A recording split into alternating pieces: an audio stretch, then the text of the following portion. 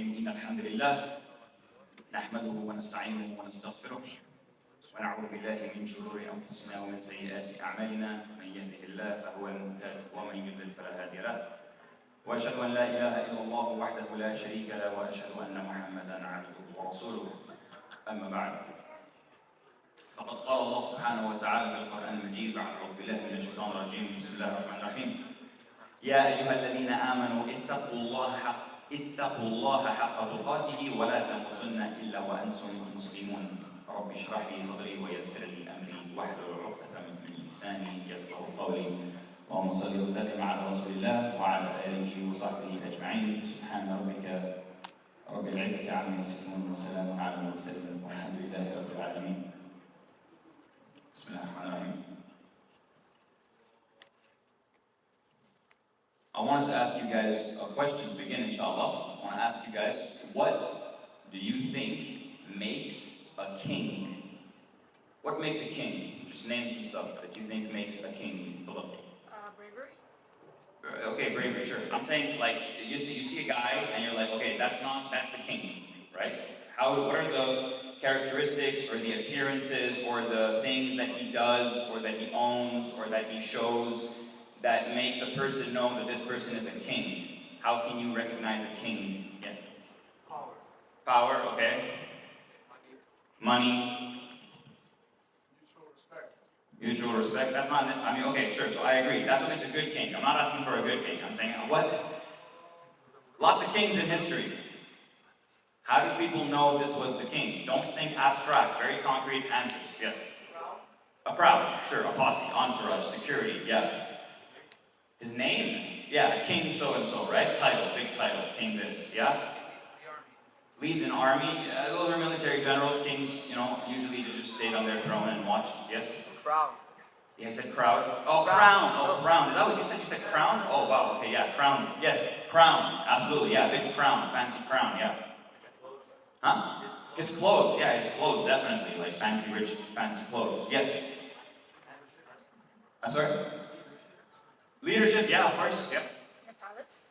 Palace, yeah, 100%, great answer, yeah. Palace, crown, entourage, yeah. Adil? Yes, you, Adil, kind of. Huh? Guards, yeah. Cars.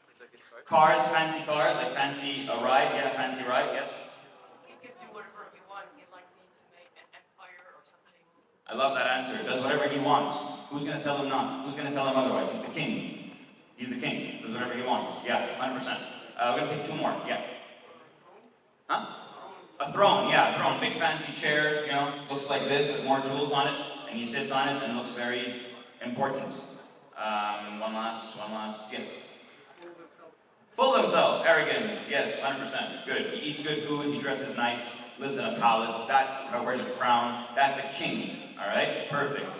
Owns a lot of land. Right? The king owns a lot of land. Fantastic. And he abuses that land for his own privilege and his own power. He takes advantage of people. Okay? That's generally the idea you have when you think of a king, and generally, by and large, all kings have been that way. And by that definition, Omar ibn Khattab was not a king. By many of those definitions, Omar ibn Khattab was not a king. Omar ibn Khattab, the clothes he wore were very simple clothes. In fact, multiple narrations tell us his clothing had a lot of patches in it, a lot of tears, and he would patch up the tears in his clothes. The fact of taking advantage of people's wealth and property, Umar ibn Khattab one time, he received a large shipment of cloth for the Muslimin, and he distributed one piece of cloth per member of the Muslim community in Medina. One piece of cloth for each person in Medina. And he got up on the minbar and he began to deliver a lecture, and someone stood up, one of the Muslims stood up and said, Umar, we're not going to listen to you. Could you imagine? Someone saying that to a king. We're not going to listen to you. And he said, why not? And he said, because you're being unfair. He said, how am I being unfair? He said, because you gave everybody in Medina one piece of cloth and you are wearing two pieces of cloth. Look at the standard they set for their leaders, Allahumma barik. Imagine today going to a Muslim king and saying, you're being unfair because you have one more thing than everyone else. Different time, different people. And subhanAllah, Umar's response, he didn't even respond himself. He called his son Abdullah. And when Abdullah came, he said, Abdullah, I ask you in the name of Allah, tell this man, why am I wearing 2 pieces of cloth? And his son Abdullah said to this man and said to everybody who was sitting there, and it's become a lesson until our time today, he said, because my father, Abdullah saying, my father Omar is a very tall man, and 1 piece of cloth wasn't enough for him, so I gave him mine. Talk about fancy clothes that kings wear. Omar dressed like the people. Omar dressed with patches. Omar dressed worse than the people. Talk about the kind of food. Amr ibn As, he was a military general, leader of Egypt. And he would go on these conquests. We're going to talk about the conquests later tonight. He would go on these conquests. And you know, whenever you're traveling, sometimes you taste some good food. Right? You're traveling to a new place. Let's say you go on vacation and you go to a fancy restaurant, you try some nice food. I don't know about you. One of the things that I think to myself is, man, I wish my parents could have some of this food. This is some good food. I wish my wife could taste this food. I wish my friend could taste this food. I wish my daughter could taste this food. You kind of think of who might enjoy this food too. So Amr ibn As, he tastes this delicious food, very sweet dessert that he tasted in a foreign land, and he decides to bring some back to Omar ibn Khattab, the Khalifa. So he comes to the Khalifa and he says, here, I brought you some sweets. Bro, it's a very, very normal thing, okay? Anybody here wants to bring me sweets, you're welcome to. Very happy to take it. So Omar, he tastes it and he goes, this is delicious. Amr ibn As goes, yeah, right, didn't I tell you? So he says, tell me something, Amr. The land in which you got these sweets from, does everybody in that land eat from this sweet? Amr said, no, this is a fancy dessert. This is a delicacy. So Omar said, you take it back. I don't want it. I don't want to eat what people can't eat. Different people, different time. You talk about an entourage, his posse, his security. Today, you see these world leaders. They travel with 17 limousines, and they always switch from car to car, so you never know where they're at. President can't even go to the bathroom without one guy, walking in behind him. Super secure, super tight security at all times. I was in Kuwait praying Laylatul Qadr in the Grand Mosque. Biggest, what people thought might have been Laylatul Qadr, I think it was the 27th or 29th night. Biggest waste of my time ever. I could have been in any other mosque. The Grand Mosque, they had this big celebratory qiyam. Amazing, wow, biggest shuyukh ever, Mishari Rashid, all these big these qurra you have on your Quran apps, right? They each come in with like 12 bodyguards. Qari of Quran. Walking in with 12, nobody can take a picture with him, nobody can get close to him. 12 bodyguards. By the time that Qari came to lead the salah, wallah al-azim guys, I'm not even exaggerating, like 10 to 15 minutes of us just sitting, waiting for them to set up the cameras right. Setting up the microphone right, getting the lighting right. Bro, we're here to pray Qiyam al-Layl, it might be Laylatul Qadr. You're wasting 15 minutes on making sure his beard is glistening in the spotlight. SubhanAllah. People came from all over to sit for 15 minutes to make sure Mishari's beard looks good, mashallah. Biggest waste of time. The security around these people is insane. Umar ibn Khattab, multiple narration. Some guy comes into the masjid, says, where's Umar? Where's the Khalifa? Where's Amir al-Mu'mineen? I was told he was in the masjid. And the Sahaba, they say, see that guy right over there? That's Umar. Couldn't tell him apart. You couldn't tell him apart. No crown. He didn't even wear a turban. Nothing to symbolize leadership or power. No arrogance, of course. Anything but a leader. But I want to ask you guys a question. I want to ask you where you're from. And the way I'm going to do this, not like that. The way I'm going to do this is I'm going to mention some countries, okay? Your ancestors belong to one of these countries. When I'm done naming all the countries, I would like you then to raise your hand. Not as I'm naming them, but at the end, once I'm done naming them, okay? Is that instruction clear? So I'm going to say some country names, and then when I'm finished, I'll say, okay, now raise your hand. If you or your ancestors come from one of these countries, you raise your hand. Bismillah, let's go. Iraq, Iran, Syria, Palestine, Lebanon, Jordan, Egypt, Afghanistan, Turkmenistan, Bukhara, Pakistan. Raise your hands. Look around you. This was the empire of Umar ibn Khattab. Every single person who has their hand, put your hands up, Jazakumullah khairan. Every single person who put their hand up here is a descendant of a land that became Muslim because of the military leadership and the khilafah of Omar ibn Khattab. That's a king. That's a kingship. That's power. That's authority. Because when you have a man like Omar, then you can take over the world. And when you don't have a man like Omar, the wrong people take over the world. And today we don't have any men like Omar, unfortunately. Not in our hands. Clearly not. Otherwise we wouldn't be in this situation, right? So there's a very famous story, and we're going to focus on this story tonight, inshallah, many beautiful lessons to derive from it. And it's a story of when the Muslims conquered Jerusalem. The pure land. The pure land. There's a long history of Jerusalem, and I've already been speaking for 10 minutes, so I have about 15 minutes left. So we can't go into all the detail, but I encourage you, go online and watch some videos made by Muslims about Jerusalem. There's a great one by Muhammad Hijab and Abdullah Andalusi. They go through the history of Palestine. Amazing lecture. I encourage you to watch it. Omar Suleiman does a great job as well, and many others.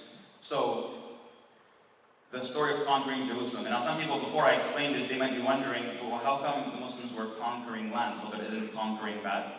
Isn't military expansion bad? Aren't Muslims, doesn't Islam mean peace? Actually, Islam means to submit yourself, but we'll talk about that another time, inshallah. And we have to distinguish between two things. There's a concept in Islam, which is la ikraha fi din. There's no compulsion in religion. There's no obligation. You can't force someone to become a Muslim. You can't do that. That's haram. I can't put a sword to someone's neck and say, become Muslim. That's haram. You can't do that. You can't put a gun to someone's head and say, become Muslim or I kill you. You can't do that. Which is very different from what happened here in Canada, by the way. You guys know what happened here, right? We hear about it today, residential schools, Native Americans forced to convert to Christianity, otherwise they'd be killed, forced into residential schools where they were killed. Islam is completely different. You know, war is a normal part of life. It's not a good part of life. It's not a good part of life, but it's a normal part of life. It happens. War happens. And Islam is a complete way of life. Islam is not you sit in your bedroom, you raise your hands, and you make dua. That's not Islam. Islam has rules for everything in life. Because Islam is a complete way of life. Now, I'm not saying Muslims should all go to war, that's not what I'm saying. I'm saying when there is a war, Muslims have a code of conduct. Muslims have rules. And we would hope that other nations would also have rules, because they wouldn't be bombing refugee camps and hospitals and children the way they are. But Muslims have rules. And I always found it very funny when we were in high school, and those of you who were at the source with me, you remember this very clearly. We wanted to have a prayer room, and at first they didn't want us to get the prayer room, and then eventually, alhamdulillah, we pushed and pushed and pushed until we got a prayer room, alhamdulillah, wa lillahi alhamd, and then they eventually shut it down. But when we had it, they kept adding all these rules, these ridiculous rules. And I remember some of you guys are here, we were at a leadership conference, because we were part of the leaders of the school or whatever, we were representing the school at this conference, the mini on you. Anyways, random tangent, but basically, we were at this leadership conference, and I was there, and some other Muslim guys were there, and we decided we had to pray Dhuhr. And the time for Dhuhr came in, and we didn't want to pray inside the building where we were having the conference, because we didn't want our school to get mad at us, like, oh, you guys are misrepresenting us, and we're having this problem with you for prayer, and now you're praying, you're representing the school. So as a favor to them, we did it, and it was in the winter, and so we actually went like 3-4 blocks away, and we prayed in the snow on a sidewalk. I remember, my face was frozen, guys. Like, my nose was like on fire, it was so cold, because we're making literal sujood in the snow. But we're like, you know what, we have to pray our Dhuhr, no choice, and we don't want to misrepresent the school. SubhanAllah, somehow, some way, the school found out. Like, someone followed us and snitched. It was the weirdest thing. Like, it's your lunch hour, go eat. Why are you walking after some Muslims who are just like rubbing their face in the snow, worshiping Allah subhanahu wa ta'ala? Leave us alone. Like, how are we harming anybody? But it bothered them. And the principal called us into her office, and she was furious. She was like, She's like, est-ce que t'es déjà allé en revue, toi? Weirdest question. I said, well, what's happening? Like, you're asking me if I've ever been to Fairview? Did you aller au centre d'achat? Yes, oui, je suis allé. Centre d'achat, ouais. T'as-tu déjà vu des gens prier à l'extérieur, là? De même, dans la neige? I mean, no, they're probably using the changing rooms. You don't see them because they just take a random pair of jeans and go hide in the bay and pray there. I didn't say that to her. But she was upset. And she slammed the door and she was like yelling at us. And she's like, you know, why don't you just pray at home? Like, that's not how it works. You can't just wait till you get home and pray your prayers at home. Like, there's times. إن الصلاة كانت على المؤمنين كتابا موقوتا. Like, there's times. We have to fulfill the times. She's like, I want you to go get it. And then she's like, and your prayer room, by the way, your prayer room, we don't like you guys moving the desks. I'm like, well, lady, sometimes we gotta move desks. Like, we gotta bow and we gotta prostrate. She's like, no. As of now on, when you guys go into this room, you sit when you do your prayer. Like, oh, Omar, you're giving me a fatwa that I can now sit when I'm doing my prayer? Who gave you a ijaza in, you know, allowing people? Like, what are you talking about? Sit when no, I'm not going to sit when I do my prayer. And she's like, and another thing, you guys are putting papers on the floor when you're praying. Like, yeah, your floor is dirty. She's like, and another thing, you're a Muslim woman who don't wear hijab, they put on a hijab when they pray. Like, what do you care? You guys, wallahi, I promise you, if we wanted to start a dance group, and we put papers on the floor and moved the decks and wore like ridiculous hats, they wouldn't say anything. And she said, and another thing, she's like, and the girls, they wear pants, and then they put on a skirt when they pray. From now on, if a girl doesn't wear a skirt to school, she can't wear a skirt to pray. I decided. What are you, like, Mom? I'm like, okay, with all due respect, everything you just said, I'm ignoring. Because in Islam we have rules. We don't just make up rules. It's a whole way of life. It's a whole system. So in Islam we have rules for everything. And in Islam, we understand that war happens. So we have rules for war. And I'm going to tell you guys, when Abu Bakr, when he sent out the armies to Sham, he said to them, "O people, wait here as I command to you 10 things." I want you guys to listen to these 10 things. He said, first of all, this is an army. He's sending an army. I want you guys to understand, these IDF soldiers who are doing TikTok dances around bonfires. You guys seen those clips, right? IDF soldiers in their getup, right? Doing their little whatever it is. These guys don't have these rules, clearly. In Islam, we have these rules. These are the 10 rules. He said, do not betray. Do not go to extremes. Do not mutilate. Do not kill small children. Do not kill old men. Do not kill women.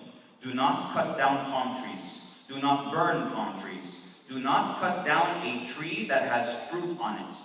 Do not kill a sheep. Do not kill a cow. Do not kill a camel, except if you intend to eat it. And you will pass by a people who have emptied themselves in silos, meaning monks who go in monasteries. Don't kill them, and don't destroy their places of worship. These are the rules. What kind of war is this? It's a proper war. People by forcing them to convert, but it conquered land. Why did it conquer land? Because as Muslims, we believe that the law of Allah subhanahu wa ta'ala should be applied everywhere. Now that doesn't mean we kill people for it. What it means is that when there was a khilafah, what the Muslims would do, and I'm explaining this to you, it's important to understand this, because today people will attack you and say, oh, these Muslims, spread by the sword. No, it didn't actually. Actually, it didn't. The Islamic Empire, yes, it did. And you have to be able to understand that and explain it to somebody who attacks you at this point. You need to understand that Islam, geographically, the Muslim Empire did spread. Militarily, yes, of course. But people were given 3 options. We come to a land, and the Muslimin would say, would you like to either A, so they would say, this land will now belong to Allah subhanahu wa ta'ala, and we will govern according to the laws of Allah subhanahu wa ta'ala. Now if option A, you convert as Muslims and you join us and great, happy family. 2, you stay as non-Muslims, you keep your religion, you keep your language, you keep your churches, you keep your communities, you govern your own communities by your own laws, and you pay the jizya tax. You don't pay zakat, but you pay the jizya tax. The jizya tax, by the way, is about 3%. It's 2.7% approximately. 2.7%. Which, honestly, with the way that we're taxed in this country, is a blessing. You pay the jizya tax, and in exchange for the jizya tax, you get all the protection, all the security, and all the things the Muslims have to offer. Or 3, if you don't want to become Muslim, you don't want to pay the jizya and stay here with all your benefits, then yeah, war. And that's how Islam geographically spread. Very different from crusaders who come and say, die, die, die, believe in Jesus, or die, die, die, and all your places of worship, we're destroying them. Not the same thing at all. But Islam was so beautiful to the Christians that they didn't even put up a fight. They wanted Muslims to conquer them, because the other option was the Persians. And the Persians were not as kind or good to their people as the Muslims. So when Umar ibn Khattab sent Abu Ubaidah ibn Jarrah as the military general to conquer Jerusalem, there was not even a fight. The Muslims camped outside of Jerusalem. How long do you think they camped outside of Jerusalem for? Just waiting for Jerusalem to just give up. Because they didn't want to fight. They didn't want to kill people in Al-Aqsa. They didn't want to kill people in the Holy Land. How long do you think they just led the country under siege, or the city under siege, and just waited? How long do you think they waited? Give me a time. Yes? Years? Not years, no, that's ridiculous. Yes. 8 months. Not 8 months. 24 hours? Not 24 hours. 4 days. 4 months? Exactly 4 months. Exactly 4 months. Good job. If I had chocolate, I'd give you chocolate. No, bless you guys. All right. Chocolate. 4 months. That's like 2 times your summer vacation. Just sitting outside the city, waiting. And they had Jerusalem surrounded. They could have barged in and taken it. But that wasn't their policy. So they waited. And eventually, the Christians inside Jerusalem said, look, these guys seem like nice guys. If they wanted to, they could have came in and annihilated us, and they didn't. Let's give them a chance. Let's let them take over. As long as we can keep our Christianity and we can keep our churches, let's give them the keys. But they had a very important condition. The condition was, we don't want to give the keys to anybody except Omar himself. Now, Omar is in Medina, and Omar didn't leave Medina because Omar had to govern the entire Islamic Caliphate. So they actually tried to trick the Byzantines by sending in Khalid al-Walid and saying he was Omar. And that didn't work. Because by now Khalid was famous. They said, no, we want Omar. And the reason they wanted Omar was because they had a prophecy that the man who would come and take Jerusalem for the next prophet, because the Jews believed there was a coming of a new prophet. And they were waiting for that prophet. And when Muhammad Prophet came from the Arabs, they rejected him because they wanted him to come from their own people. But they knew there was a prophet coming. And they knew that this prophet would have a follower. And they knew that his follower would conquer Jerusalem. This was all dictated to them in their texts. So the Jews in the land knew that Islam came, and their prophet came, and that his follower would conquer Jerusalem. So they said, we want his follower Omar because he's the one who's prophesied, and in the prophecy it specifies that he would have high ethics and patched clothes. Omar bin Khattab. So they sent a letter to Omar. Omar makes shura and decides, I'm going to go and take the keys. Now this is a beautiful story. It starts off beautiful, it ends off beautiful, it's beautiful throughout, it's an amazing story. Because Umar traveled with his patched clothes, right? Like this king. He wasn't king. He didn't call himself a king. He wouldn't have approved of that title. But we know he was a king to us. This king, no crown, patched garments, no entourage. He has one servant and one camel. And when he was traveling, they divided their travel into 3 different times that they would rotate. Sometimes Umar would ride because they had one camel. So someone said cars, right? Vehicles, fancy cars. If Umar wanted, he could have had 100 camels. He could have had 100 generals. One camel. And look at that, look at the justice of Umar. SubhanAllah, guys, when we talk about different people of a different time, Umar is on his camel. And he tells his servant, we're going to divide the time into 3. 1/3 of the time, I will ride the camel, and you will walk next to me. and we'll travel to Jerusalem. Then I will get down from the camel, and you will ride the camel, so that you can have a break from walking. And what happens in the third time? Nobody rides the camel. Why? So the camel can get some rest.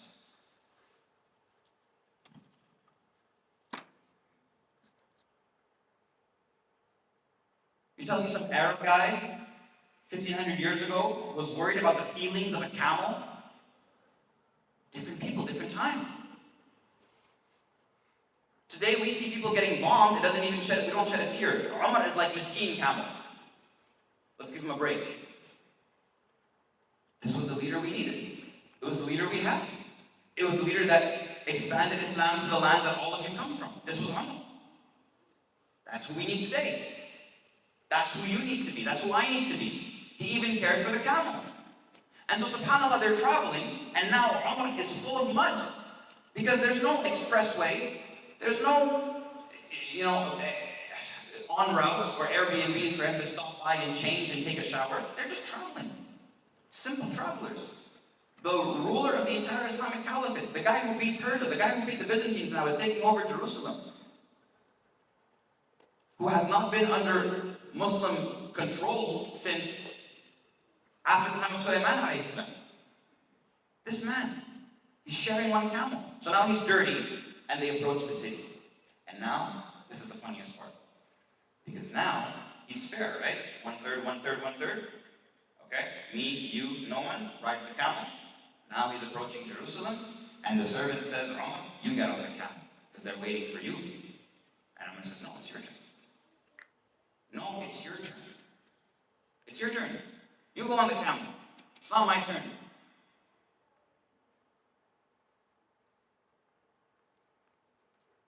I don't even know what to compare that to. I don't even know what to compare that to. Okay, here's what I'm going to compare it to. I work in a Muslim school. And every Wednesday, I have cafeteria duty at lunch. Where's my JMC guys? Oh man. One guy. That's okay, it always starts with one. And then the world. So every Wednesday, I have cafeteria duty. Abdullah can vouch for this. What do people do when they want to eat at the cafeteria, Abdullah? Okay, so first of all, they'll take food from others, yeah?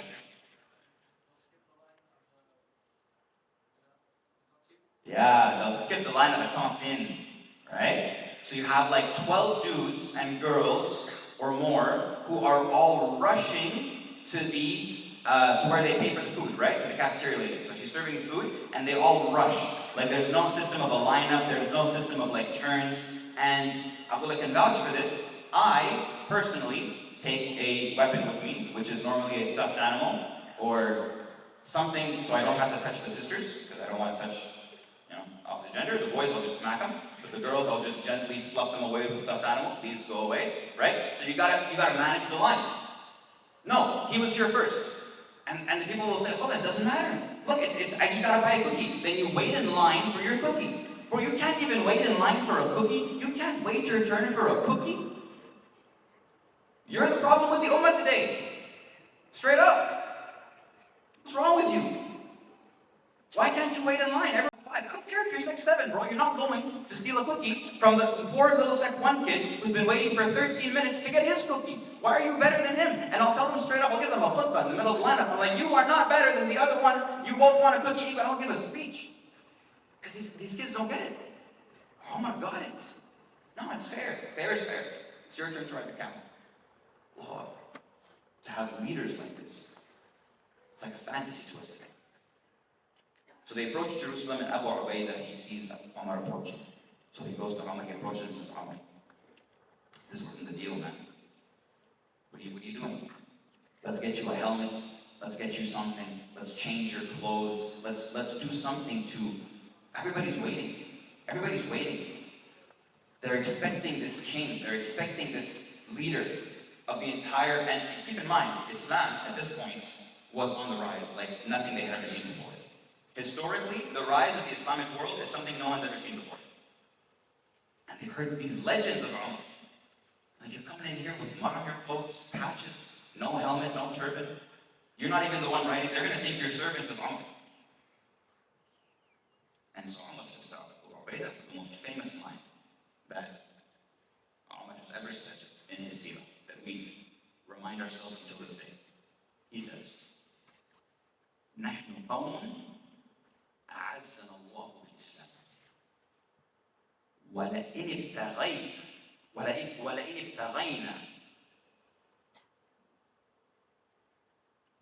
ابتغينا العزة لغيره أذلنا. He says, we are a people who Allah honored with Islam. Listen to these words, guys. We are a people that Allah honored us with Islam. And if we ever seek our honor with anything other than Islam, Allah will disgrace us.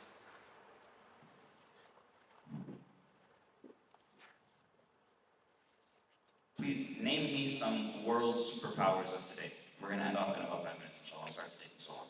Name me some superpowers of the world today. Total. President. No, some countries that are the superpowers of today. A couple come to mind. Easy, quick, guys. It's easy, okay. USA. No, like country names. Superpowers. Okay, Saudi Arabia, China, Russia, yeah? Other countries, yes? Yes, how are you?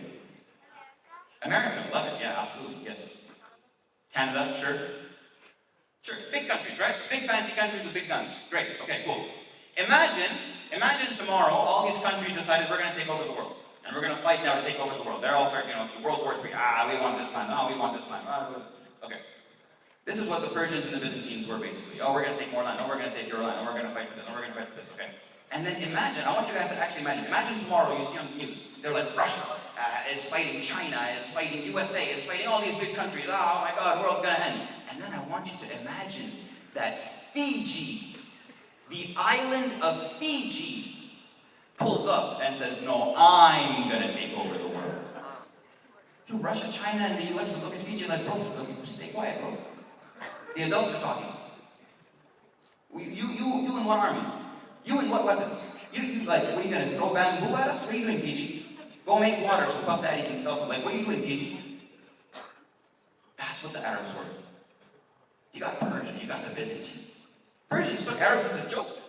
When Rasulullah ﷺ, he sent his letter to Khosrow, to the emperor of Persia, saying to become a Muslim, Khosrow didn't even read the letter.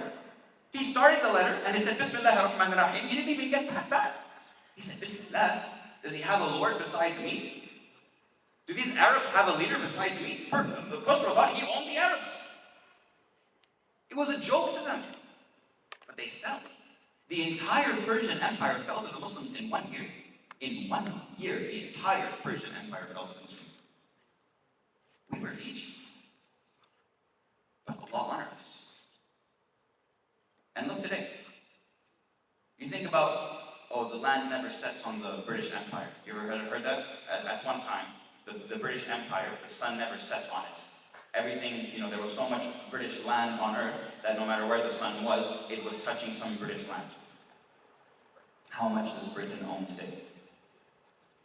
How much does France own today? How much do the Romans own today? And then how many Muslim countries are there today? Granted, we're useless, but let's be fair. But along with that, Fiji really did good. Why? Because of the Arabs' amazing military force? Because of their amazing armor or war tactics? No, bro. It's because of Islam. Because Allah honored all of us with Islam. And the moment we start to tell Allah subhanahu wa ta'ala, thanks but no thanks, Allah, we got this on our own, then Allah makes an example of us. Then Allah disgraces us. As soon as you start to seek your honor in anything besides your Islam, Allah disgraces you. As soon as you choose anything above your Islam, Allah will disgrace you. And as an ummah, Allah has disgraced us because we sought our honor in everything but Islam. And so Omar comes into Jerusalem, and these people who have been used to being conquered by the Persians, who were used to seeing what the Byzantine emperor was like, they saw him as a simple, pious, amazing man whose walking in with patched clothing and a servant on a counter, mud on his clothes. And they said, this is the man who's going to take over Jerusalem. And they gave him the keys. And Sophronius, who was the saint at the time, he said to Omar, your people will never fail if they have a leader like you. Unfortunately, today we don't have leaders like him. Yet. Shabbos, but not yet. But every community needs an honor. Every community needs people who will seek honor in Islam. And in front of me, I have over 100 guys in Omar who, to me, represent the most beautiful fruit of Islam we have. You guys all have the potential to bring honor to Islam if you seek your honor from Islam. May Allah subhanahu wa ta'ala honor us with Islam and honor Islam today with us. And protect and bless and honor the people in Palestine and in Jerusalem, this land which rightfully belongs to Allah subhanahu wa ta'ala, and defend them against their oppressors and honor them and disgrace their oppressors. اللهم صل وسلم على رسول الله وعلى آله وصحبه أجمعين.